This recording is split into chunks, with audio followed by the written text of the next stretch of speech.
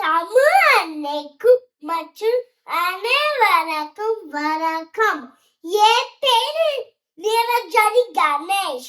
நான் இயற்கைய பத்தி உங்களுக்கு ஒரு கதை சொல்ல போறேன்.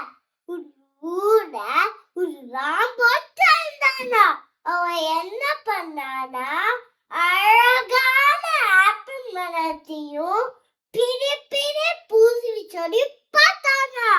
அவன் நினைச்சானா, இந்த கதற்கு கொஞ்சம் கூட அறிவே இல்லையா?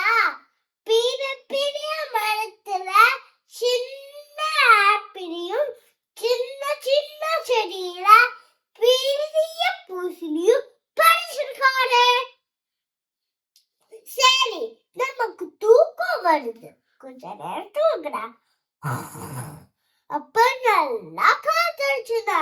மேலே ஆப்பிள் டப்புன்னு விழுந்துருச்சா. ஐயோ ஐயோ அப்படி கத்தினாரா.